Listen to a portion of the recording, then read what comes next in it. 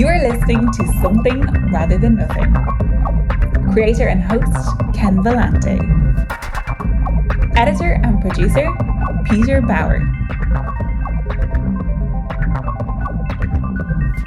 This is Ken Volante with the Something Rather Than Nothing podcast, and I'm very, very pleased to have James LaBelle, Jim, author of Wheelchair Bound ? Memoir, and just wanted to welcome you to the Something Rather Than Nothing podcast, Jim. Yeah, I'm glad to be here. I originally saw your podcast because you did talk with Elizabeth Copeland. Oh, and yeah. Elizabeth Copeland is a mom of a friend of my son's. They went to elementary school together. So then I saw that and I contacted you and whether you'd be interested in looking at my book or not. And you said, yes, you want to take a look at it. Yeah, absolutely.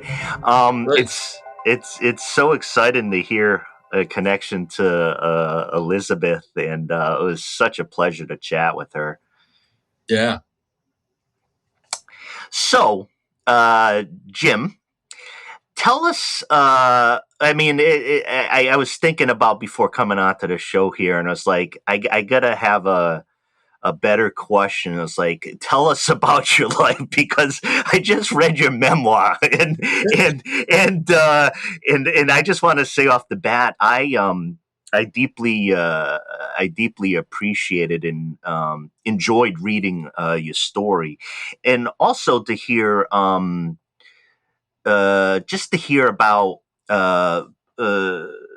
your life and questions of mobility and access, and you go into law school and travel. Right. Can you tell the listeners, about your story? Sure. The accident, and just kind of what the theme is of your book. Yeah, start a little bit at the beginning of the change, anyhow. Yeah. So I was 18 years old. I'd been out of high school for a year. The Labor Day weekend was just over. I was living in Minnesota. That's where I grew up. That's where I went to high school. And I was working night shifts, 11 at night till 7 in the morning. So I had a 650 BSA. I put a new set of handlebars on it, and I decided, I'd check out what they feel like, and drove out to my friend Dave's, who lived about 30 miles away. And we ended up driving around in his car, picking up a couple of girls that he knew. And we went to this lake, county park, Lake Independence, near the towns of Loretto, Maple Plain, in Minnesota. And the water was real shallow. We were wading around. We didn't have swimsuits, but, we just rolled up our pants or whatever, splashing around in the water. And there was a dock there. We weren't actually in the park. We were at a private property resort that was right next to the park. And I was up on the dock, and pretty much ever since I can remember, my parents have had a lake cabin. That's just something a lot of people in Minnesota do. Yeah. And I dove off that dock, ever since I could remember, and the water was shallow, and I knew this water was shallow.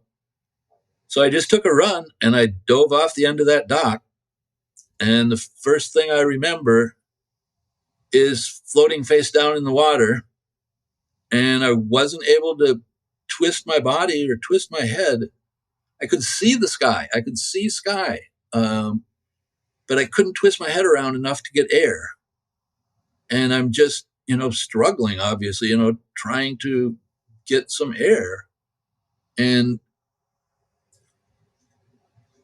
I have these real clear memories of the visions for many years. I mean, a lot of this I wrote down, and, now I remember it because I've read the book, and we're in the process of making it an audible book. And I've listened to it so many times in the last 2 weeks. I practically have the thing memorized, but, so, I have this little visions of me sitting in a fighter jet.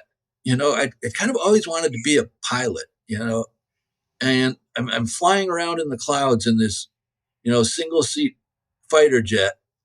And then I also see myself just walking in the snow. And then I know I have this conversation with God. And then I pass out. Then I'm just gone. I'm lack of oxygen, passed out. The next thing I remember, I'm laying on the beach. My friend Dave and the two girls were looking at me and talking.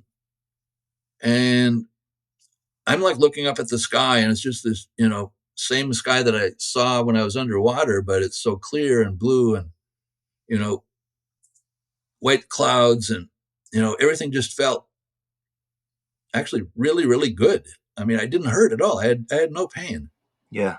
And then there's this sheriff standing over me, looking at me, asking me like, "What's wrong? What's wrong with you?" And I have no idea what's wrong with me. Yeah. And I must have said I needed an ambulance, and they called an ambulance and they hauled me away in the ambulance. And I have actually no memory of anything about that ambulance ride. I've talked to Dave, and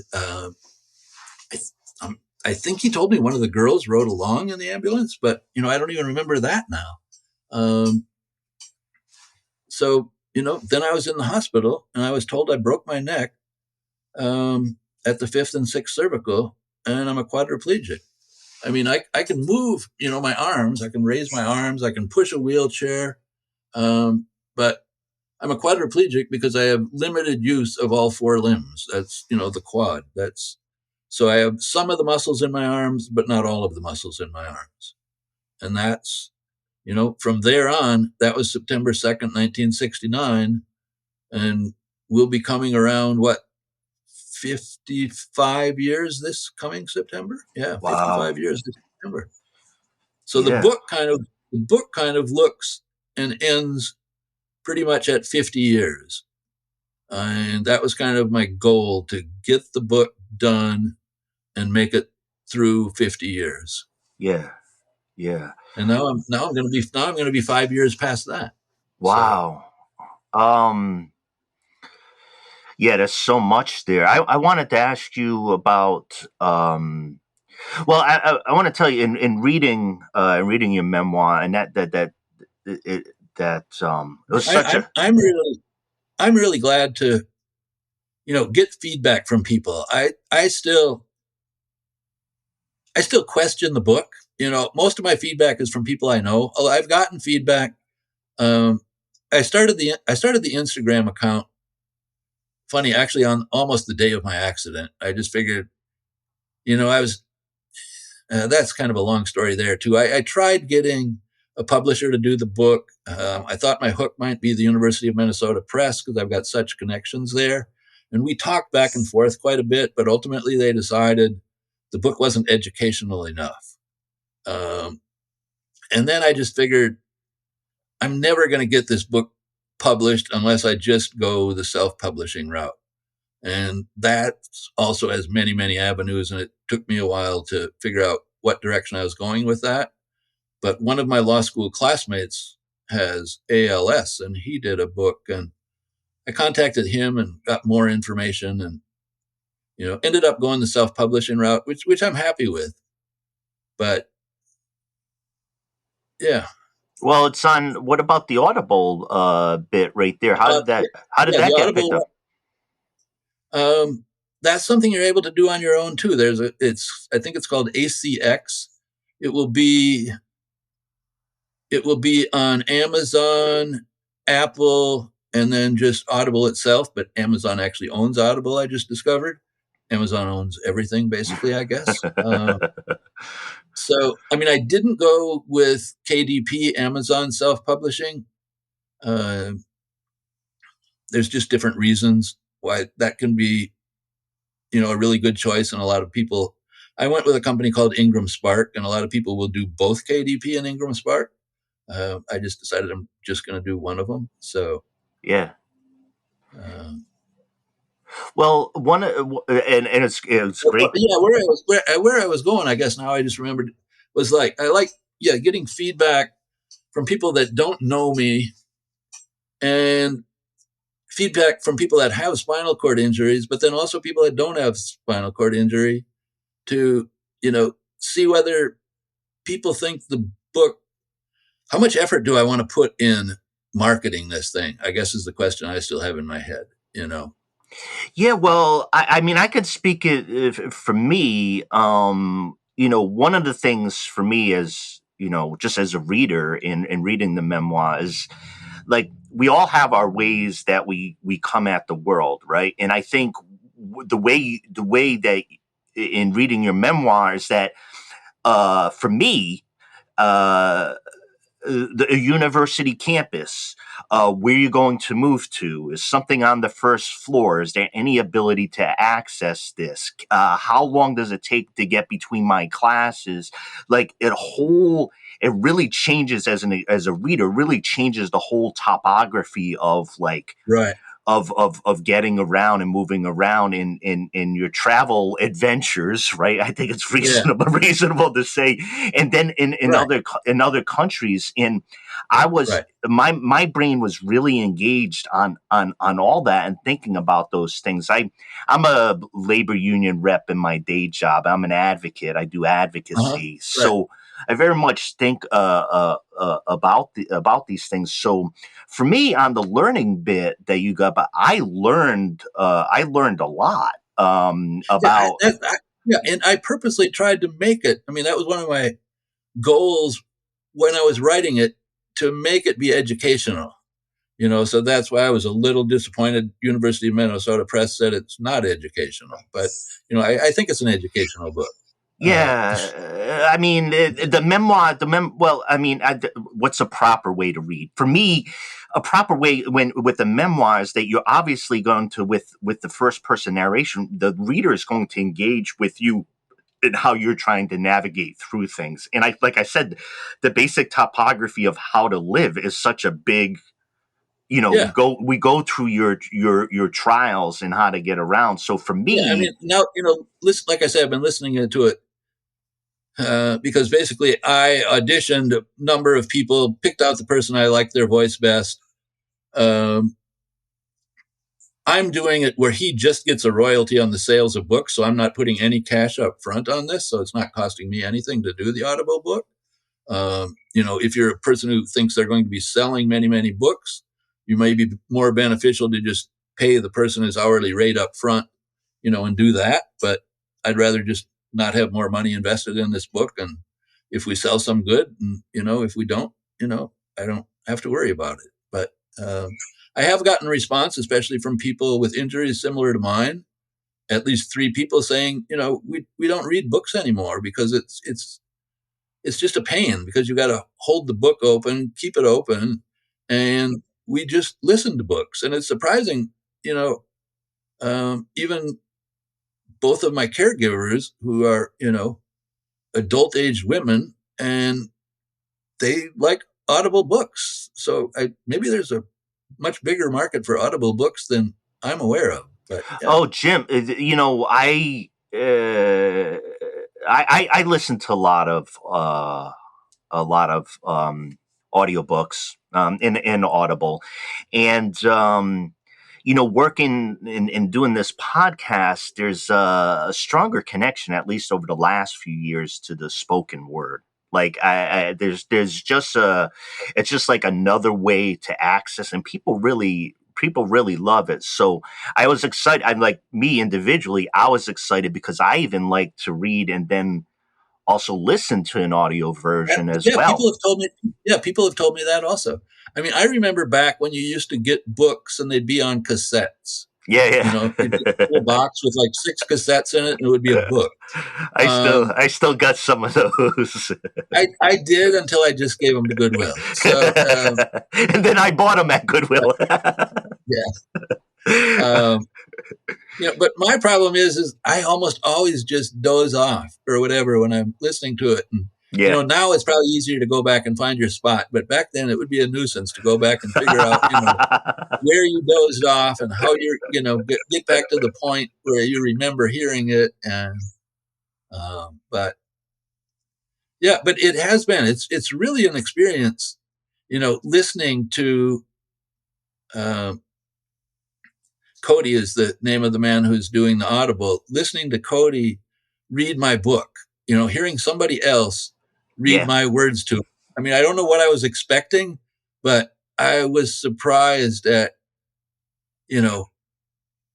hearing it. And I mean, it actually makes me emotional, hearing parts of it, and I mean, I know what is in the book. Also going through the editing process, I, hired an editor, and, that's a long process, but it definitely, I don't, yeah, anybody who writes a book really needs to get an editor, because without it,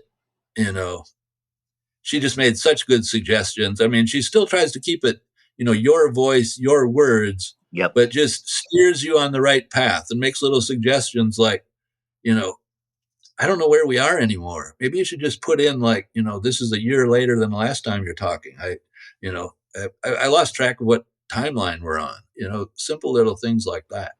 Yeah. I wanted to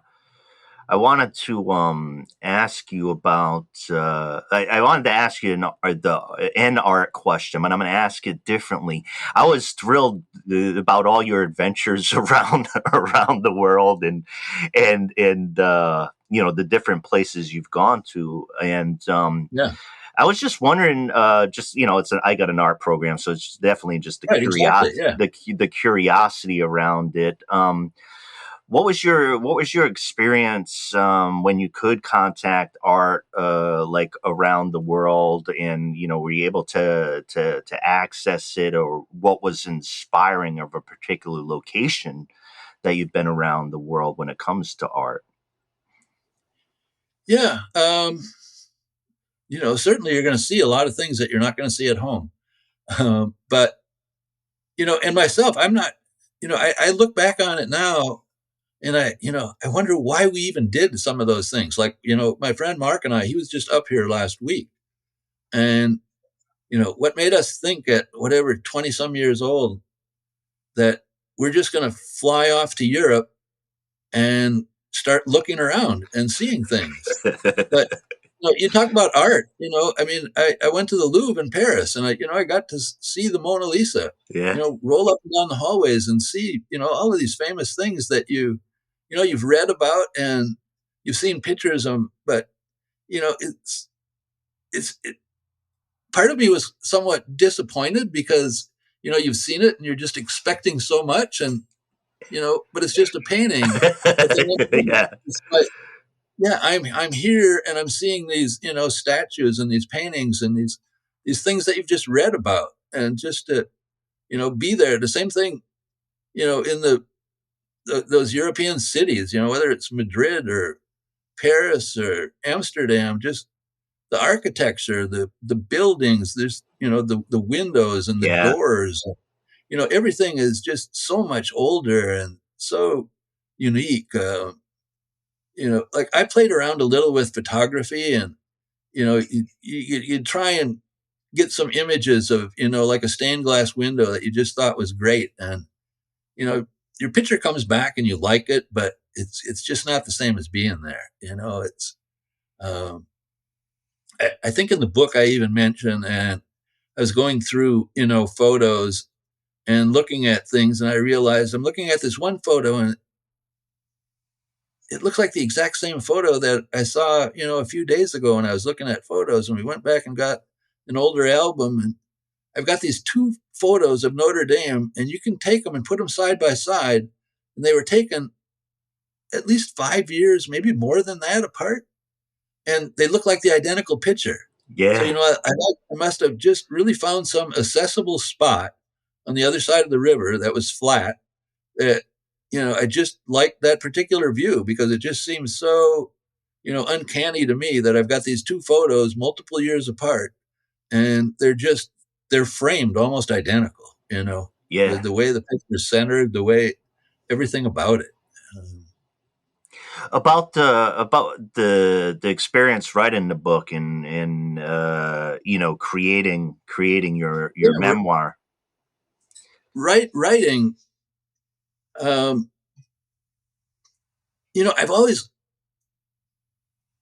have a lot of different stories. I've always told stories. so many different people I've met on this whole adventure, 50 plus years of using a wheelchair, and I need people to help me. I mean, I'm not going to exist. I might exist, but I'm not going to have a good life unless I'm willing to ask people to help me, do certain things. And I need help to live. So I've got to interact with a lot of different people. And, so I end up with unusual different stories. And then especially the whole Europe thing of just, going there and thinking we're going to do it. And this is long before there were, people with podcasts and travel agencies and telling you what's going to be accessible and what's not accessible. And we just went there and, tried to figure it out, and luckily we were young enough and, my friend Mark was strong enough that he could actually pick me up and carry me onto a bus or carry me onto a train or, if necessary. We tried to avoid that, but, there were times it just had to be done.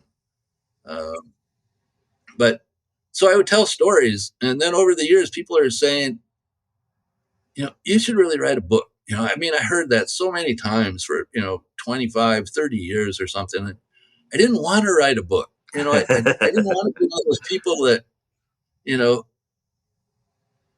writes a book about their life because it's difficult. You're talking about writing, but I think it's really difficult to write a story about your own life without making you're saying, I'm something special or I'm, look at me or, in a way bragging or, something like that. Yeah. I know what you mean.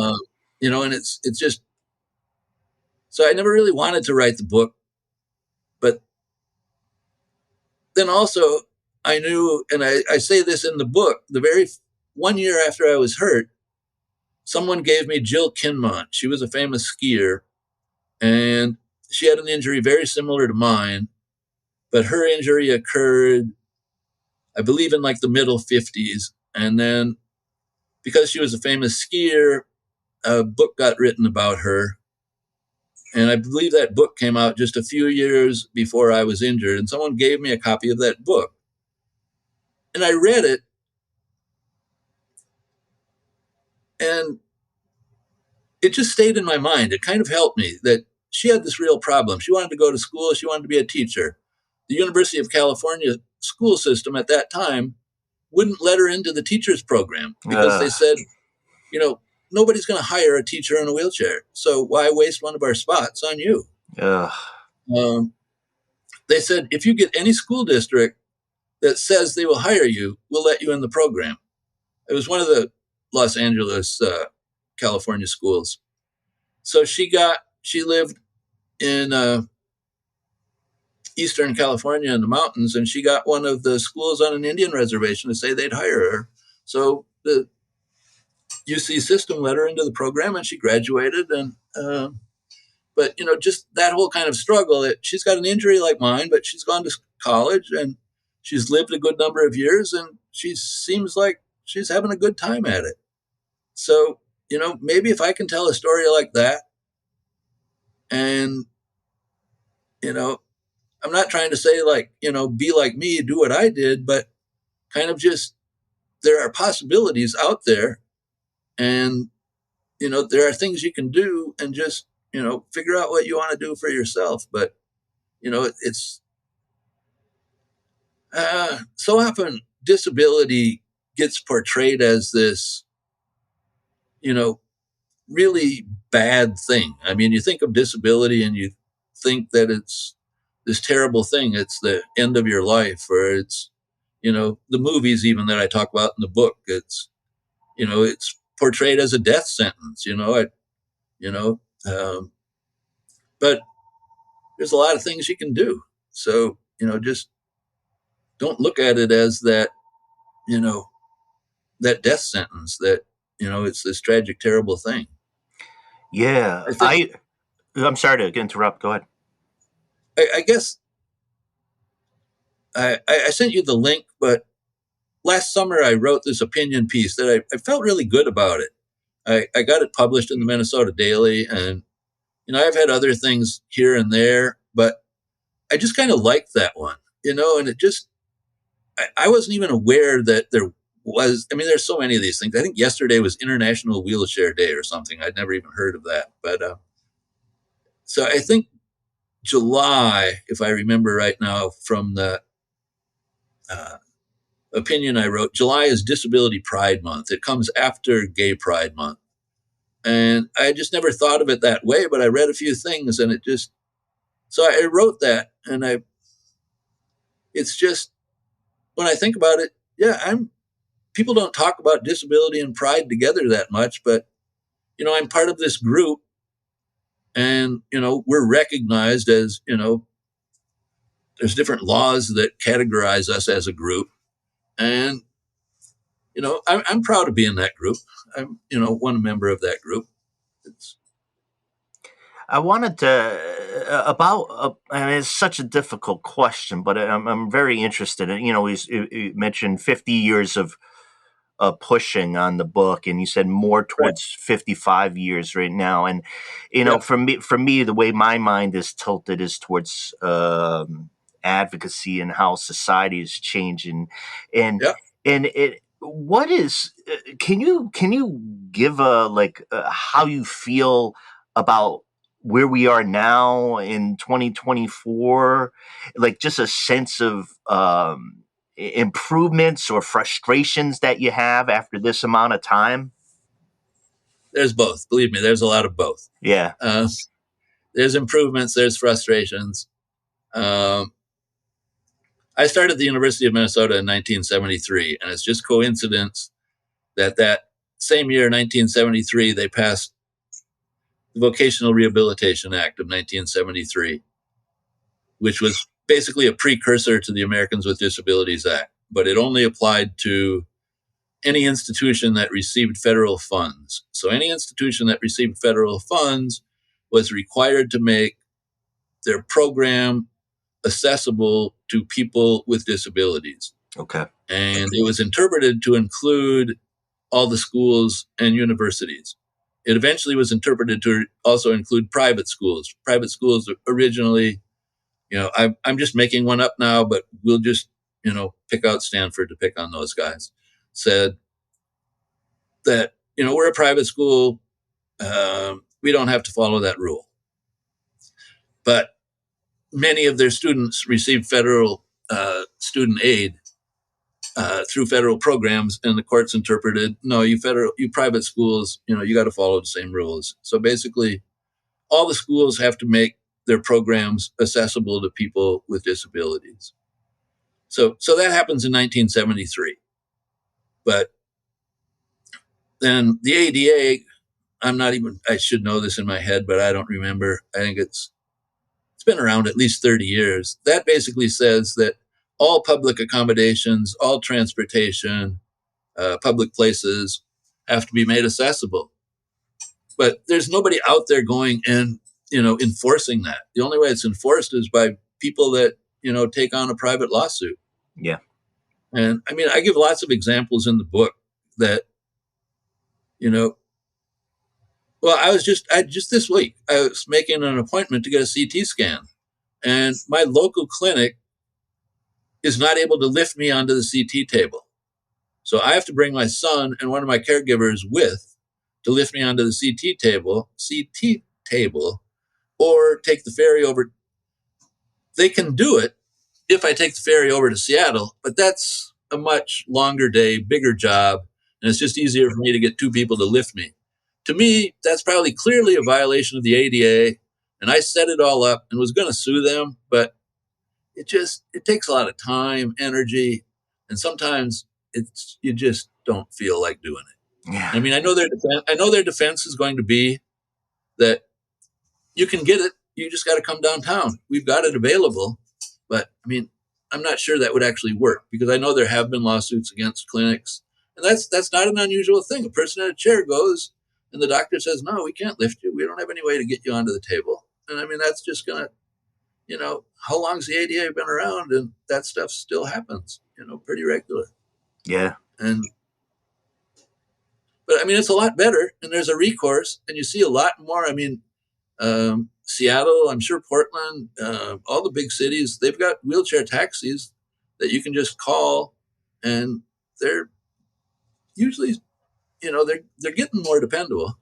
I use them somewhat regular, so I, don't have to drive over to Seattle. I just roll onto the boat and then have the taxi pick me up at the dock and run me up to the hospital, so I don't have to drive in the city.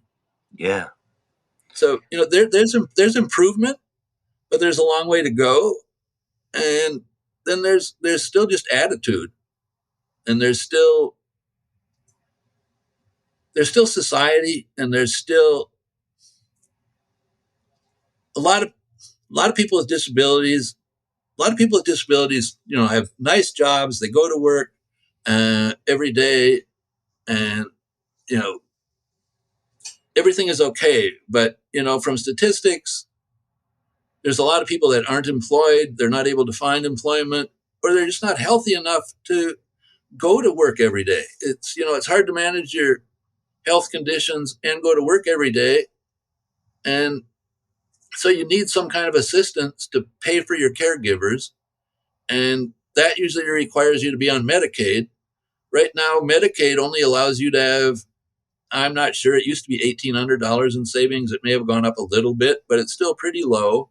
And there's just been this advocacy this last summer to, let's raise that amount. So, a couple $1,000s might not even be enough to get your car fixed nowadays. Yeah. Yeah. So if you don't have any savings, you don't have any backup, and you're stuck. So there's, one of the person that I've messaged with a few times from Instagram is a man who has an injury similar to mine, but he lives in England. So you've got very different systems in European countries. I mean, they've still got their problems, but you're going to have different financial support, is my understanding. Yeah, I wanted to ask you, Jim, about what I would view to be a complicated relationship with the law. I believe you're licensed to practice law in 3 states, went through law school. Well, I knew I was never going back, so I let 2 of them just fade away. I didn't pay my dues. Yeah. So I'm technically right now only an inactive member of the California bar. Okay. So yeah, that's what I officially am. Yeah. It was well. I mean, in asking about it is in coming through in your memoir, obviously a significant accomplishment. But for you, it seems to feel like it wasn't always like the right fit of what you wanted to do each day. Like you had the skills, but it wasn't what you wanted to do each day. Yeah, and I'm sure that happens to plenty of people. Yeah. Someone right on our street here, their son, went through law school, graduated from law school, passed the Washington bar, and after a couple of years, just decided he didn't like doing that. It just wasn't for him. And I think now he's like coding or doing something with computers. He just but I don't know.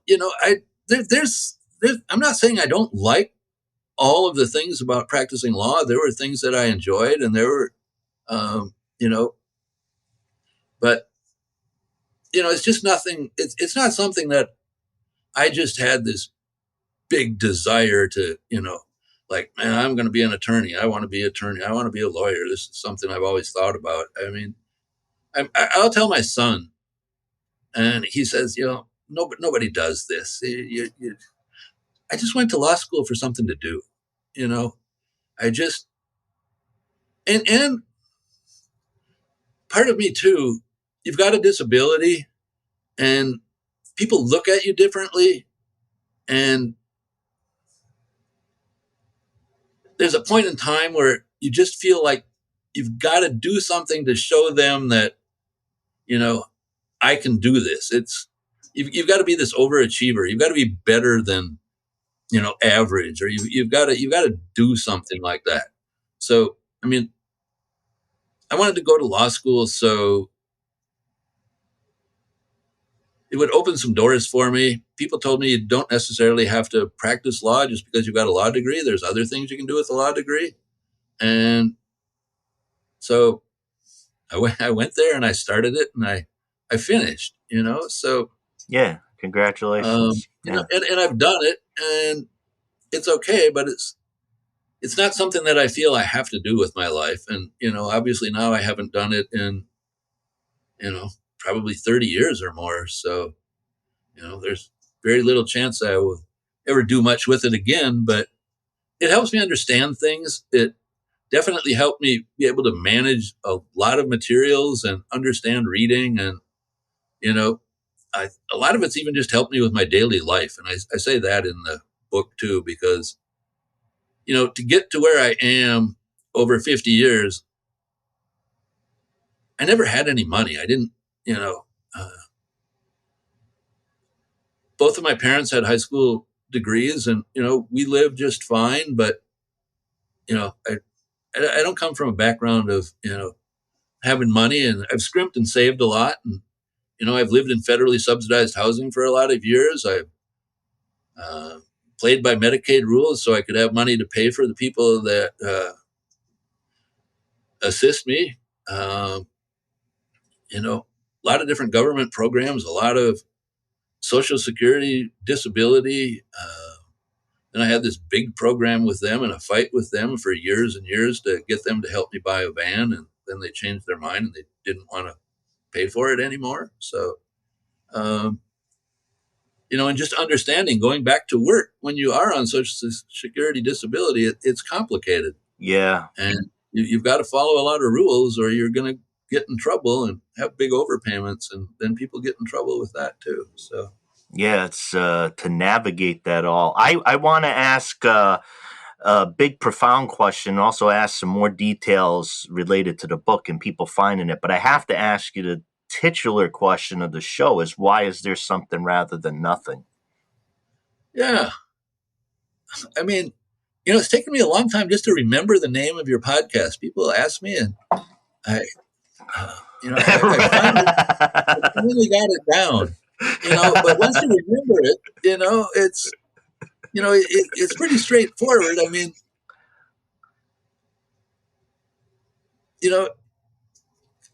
I guess particularly with a disability in a life, you've got this disability that, is going to stop you from doing some things. You're not going to be able to do all the same things you used to do. Even if you think you might be able to, or you can do some version of them, your life has changed. And you could look at it. All of a sudden you find yourself, you're not able to walk. You're not able to use your legs. You don't, if you look at my hands, that's my hands. Can't move any of my fingers. And but still I've got a little bit of pinch and I've figured out how, I'll use a laptop, I'll use a tablet, and, I've basically typed that whole book multiple times on my own. I'll use a little bit of voice recognition software now that it's finally gotten, pretty decent. Yeah. But I still tend to just type stuff out, one letter at a time. But, you could look at that as just nothing. Your life is nothing. You don't have anything left. What do you have left? But there is something there. And if you find it, you've got something, and you've got something that's enjoyable, and you've got plenty of something possibilities. So there's a lot of some things, and it's not all nothing. And Yeah. I think it works good just for disability itself. There can be something, rather than nothing with whatever disability you've got. I talk about in the book, people in iron lungs, and I don't know why I've just always been intrigued by That was fascinating, that part. iron Yeah. lungs. Yeah. And when I saw an iron lung myself for the first time, it's like, how could somebody live their whole life And I mean, then I've seen these photos of whole rooms full of people in their iron lungs. And that movie Breathe, Robin Cavendish and then his son Jonathan made the movie Breathe. That to me is an amazing movie. I mean, I think it was the late 50s. He gets polio in Africa. He's in this hospital there, and his wife says, "Why can't we take him home? You can make this machine to help him breathe, and we'll bring him home." And they bring him home, and he eventually gets back to England. They even fly back to Africa one time. I mean, of course, this guy has huge resources and money. They take his wheelchair adapted van from back then and put it in an airplane and fly it to Africa. But living with that respirator your whole life. But for the people that spend many, many years in an iron lung, and then those 3 that I talk about in that article that I read, they say they've got rich, full lives. They're happy. They've found something. And to me, when I first looked at that, I look at that and it can look pretty close to nothing, but they've found a lot of something. They say, Yeah. and I've sent that article to a lot of different people, and I've gotten different responses. And some of the responses are just, "Oh, that's terrible." But I mean, I was really inspired by that article. I mean, I kept it for a long time, and obviously I put it in the book even. Something about that people can find a lot of things that they're able to do with their life. Yeah. It was striking to me as well. Everybody been talking to Jim LaBelle, memoir, wheelchair bound ? Audible book. Jim, tell the listeners where to find the book and such. You can go to your local bookstore. I like to support the local bookstores. You can go to your local bookstore. Again, it's wheelchair bound with a question mark because I don't like the word wheelchair bound. And there have been people that told me they don't want to even read my book because I use that word on it. But I remind them there's a question mark because I'm questioning the whole term, that there really is no such thing as wheelchair bound. It's just, might as well start throwing out the word ableist because it's got to come up somewhere here. It's just an ableist term. It's got this real negative connotation. It's years and years ago, I saw this cartoon where this guy's all tied up in rope, and I mean that's what I think of when I hear wheelchair bound. It's saying you're not able to do things. So I'm questioning that term. So you've got wheelchair bound. My name is James LaBelle. You go to your local bookstore, they should be able to order it for you, get it, 7-10 days, something like that. If you don't want to do that, you can go to Barnes & Noble. They can order it. If you don't want to do that, you can go to Amazon. And if you've got Amazon Prime, they'll ship it to you for free. Otherwise, you're going to have to pay some shipping. Or you can get it as a Kindle book, so you can just read it online, or not online, on your Kindle. You can read it buy it at Barnes & Noble, read it on your Nook. Or if you want to just buy it directly from me through my Ingram Spark account, you can go to bit.ly, bit.ly/buy Jim's book. But I didn't realize bit.ly was case sensitive when I signed up for it because that was the first one I ever did. So the buy is capitalized. So it's capital B-U-Y, and then all the rest of it's just lowercase Jim's book.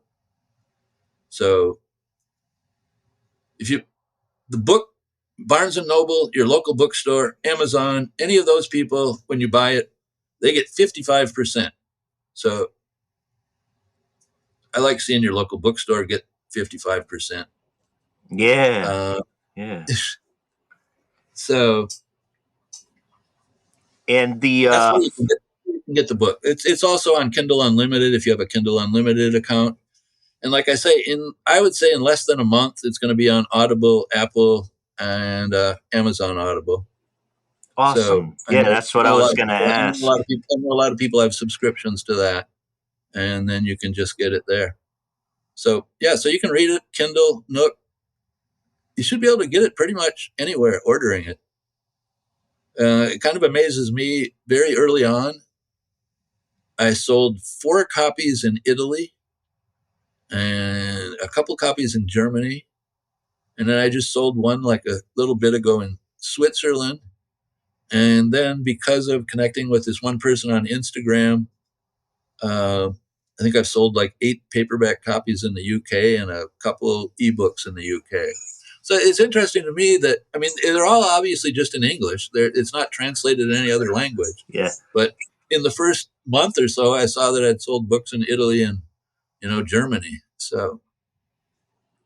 Well, congrats on that. And it's good it is interesting. I even see it with the show where, I'm like, who the heck's listening in Peru? But they do. And it's exciting sitting from wherever you are.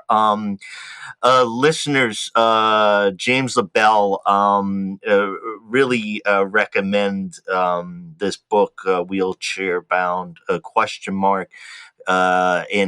just like I said to you, Jim, just hearing about the bit about where there's the question about whether it's educational. For me, as an immersive reader, is getting connected to this. I learned so much because when I read, I get pulled in trying to navigate, understand how to navigate with you. So I just find it even immersive in that sense. And I know that in the later chapters, it's a lot of my time where I've moved to Washington here and I'm being a single parent. So, it's not about me doing big, travel adventures anymore. Although Sean and I have done some, good shorter trips here and there. But as I'm listening to it, it's a lot of day-to-day stuff. And I kind of wonder, but I think people like even just hearing how you navigate day-to-day stuff. And there's things that just do come up that, and then I talk a little bit just about how different it is for kids growing up here in the 90s. And Sean was born in 93. So 90s and early, 2000s compared to when I grew up in the, 50s and early 60s. It's just, it's a different world,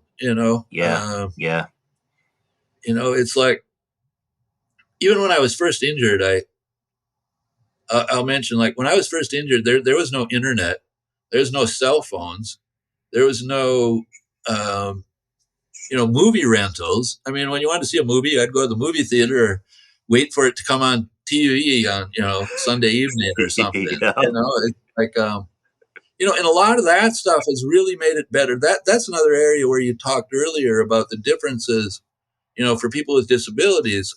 Voice recognition software is like so much better. And, for people who have even less arm movement than I do, they're able to, just run all kinds of things just by setting their cell phone up properly, and talking, into their cell phone and operating things and writing things and coding and, doing, I don't even understand it, but, it works. And cell phones are just such a safety thing. I mean, I just make sure I always have my cell phone with me if, my van doesn't start or, I just get stuck somewhere, I can call somebody. There were many years when I first lived in South Dakota on the Indian reservation and I was driving long distances. You had a CB radio, but, is anybody really going to be around? And I never even used the thing enough to understand how it even worked. But, I knew how it worked, but, how I would get help with it. Yeah, the CB radio with, is there somebody on the other end versus Yeah. GPS, potential GPS location, and Right. it's like, hey, everybody, listeners, make sure to check out Jim's work, and I'm very excited to hear about the audiobook. You know why? Because I like to listen to what I've read as well. Yeah. So I'll have that extra joy. And I just really wanted to thank you for reaching out, Jim, because like I said, it's been a very good experience for me, and a learning one. And and I really, and anybody who does read the book, I really appreciate feedback. Whether you want to leave it on Goodreads or Amazon or any of those spots, uh, it helps me to hear what people got to say about the book. Because writing turned out to be fun, and editing was actually more fun than I thought it was going to be. At first, I didn't quite understand the whole process of sending it, and she'd make corrections, and I can accept or deny the corrections, and she'd make comments, and I'd add a sentence here or there, and then we'd go through it again after the corrections were made. So it was a long process, but but it was fun. But I haven't found a lot of fun in marketing. But maybe doing podcasts. This is the first time I've ever done a podcast. Here we go. Podcasts are fun. Their podcasts are fun. I started listening to podcasts a while back, and like anything, they're mixed quality. But I tell you, there's I've definitely listened to a few when I've been in the hospital. One of the night nurses that worked 11 to 7 was pointing out this one that just had a big variety of guests. They, totally different topics from one time to the next, and so. Yeah. Well, thank you for being on your first podcast. Okay. Probably many more, others to come. Pleasure meeting you, Jim, and thanks for talking to you. I like your site. You get a lot of unusual stuff. So you get some good people and some good artwork and some some. I never know where it's going to go with creative folks, right? You never know, but that's what's fun about it. Yeah. And it's the same thing, there's a lot of people with disabilities, also find that, they turn into artwork, and, they'll really do some interesting artwork. And I mean, you've got people, I've seen people that, aren't able to use their arms or their hands, but they'll do these incredibly detailed, paintings, with just, using a brush or a pen or whatever, using their mouth and their head to paint with. And you're not buying it because they're an artist with a disability. You're buying it because it's a piece of art that, you really like. Yeah. I mean, I know this one woman that, was a quad, and she painted, and she didn't want people buying her paintings because she was, a quad artist. She wanted them to buy the painting because they liked it, but it's amazing what some of the artists do.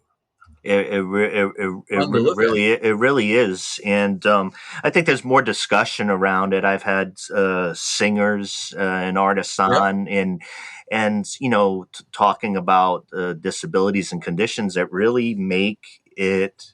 And that's where you were talking too. That's a big change to me in the last 50 years. I mean, you see people in, I think it was just like an Expedia commercial or a Target commercial.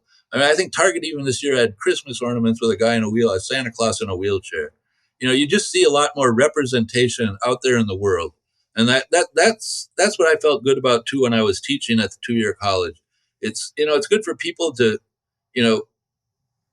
just see people in chairs out there interacting in the world. And, if you make the world more accessible, you're going to see a lot more people in the chairs out using it. Yeah. It should just, it shouldn't be unusual that, I did all this stuff and I, wrote about it, but yeah, it's just, you should expect to see people in chairs out doing stuff. Yeah, and I think it has changed, and it's inspiring. And it's come a long way in 55 years. That was the basis of the big profound thing, or just such a span of time. It's got a long way to go, but like I say, you see people in chairs doing a lot more fun stuff, and enjoying life. It's it's not a death sentence. Yeah, absolutely. Thank you so much, Jim. Okay. It was good. It was fun. Deep pleasure talking to you. And hope to talk again soon. I'll be looking forward to that audiobook, like I said. Okay. Thanks a lot. Thanks, Bye. brother. Sure.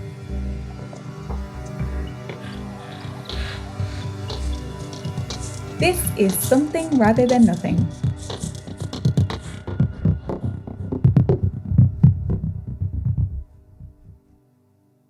And listeners, to stay connected with us and our guests, visit somethingratherthannothing.com. Join our mailing list for exclusive updates and access to guest-created art. If you enjoyed this episode or any episode, please like, subscribe, and leave a review on your podcast platform. People really read that shit. Your support helps us reach more listeners and spread our community across the planet. This is a global show, and we like to give a shout out to our many listeners across the world, including many listeners in Canada, Spain, Germany, UK, Argentina, Brazil, India, Thailand, and so many more places. Be sure to follow us on Instagram at Something Rather Than Nothing Podcast for behind-the-scenes content. And the best way to help the show is to tell your friends about us. If you love it, they'll love it too. Tell your friends who love it. We love you. This is Something Rather Than Nothing Podcast.